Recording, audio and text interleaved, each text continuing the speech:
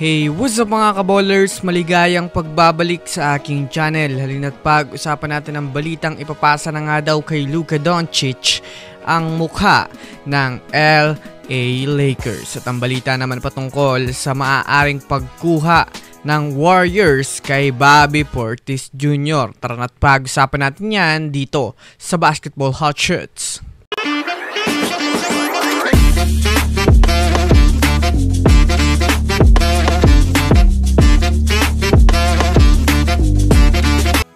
Una nga muna tayong dumako mga kaballers sa balitang ipapasa na nga daw kay Luka Doncic ang mukha ng LA Lakers. Well, alam naman nga po natin sa ngayon mga kaballers na si Luka ngayon ang player na masyadong pinagtutuunan ng pansin ng Lakers dahil na rin naman sa kanyang magandang sistema sa Lakers na talagang ipinapakita niya mga kaballers na sobrang committed siya sa kanyang bagong kupunan.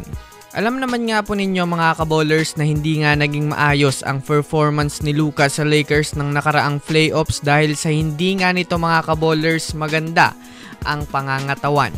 Ngunit ngayon nga pong nasa maayos na nga pong hubog itong si Luka Doncic at sobrang nagpapakondisyon, mukhang dito na nga pong mga kaballers magsisimula ang paggawa ng pangalan ng Lakers kay Luka na inaasahan na malaki ang maiaambag nito sa kasaysayan ng Lakers sa mga susunod na panahon.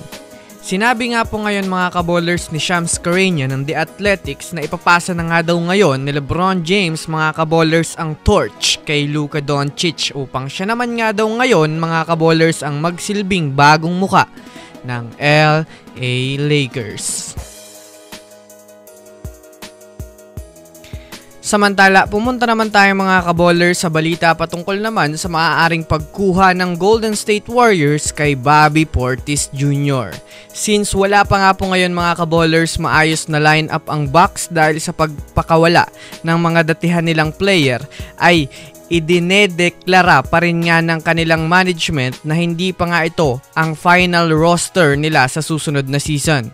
Since mga bagong player nga po ngayon ang ninanais na maipasok ng Bucks sa kanilang kupunan ay maraming ang mga dating manlalaro ang nakahilera na maaaring maitrade na nila sa ibang mga teams. Para nga po sa kaalaman ng lahat, plano na nga po mga kaballers i-trade ng Milwaukee Bucks ang ilan sa kanilang mga key players kagaya na lamang nina Chris Middleton at Bobby Portis Jr. Kaya naman ginagawa na nga nila itong available sa buyout market na masasabi nating malaking bagay ito para sa ibang mga teams na kasalukuyang wala pang ang nakukuha ngayong off-season.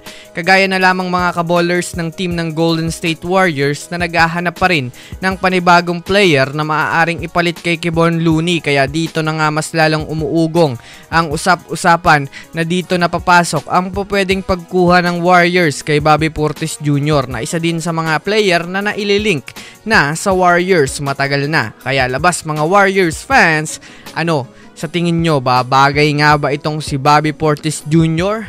I-comment nyo na yan sa ibaba. So yun lamang mga kaballers, yan lang naman ang pag-uusapan natin ngayon. Pindutin ang subscribe and hit nyo na rin ang notification bell para sa mga susunod na update sa mundo ng basketball. Again, this is Basketball Hot Shots. Thanks for watching.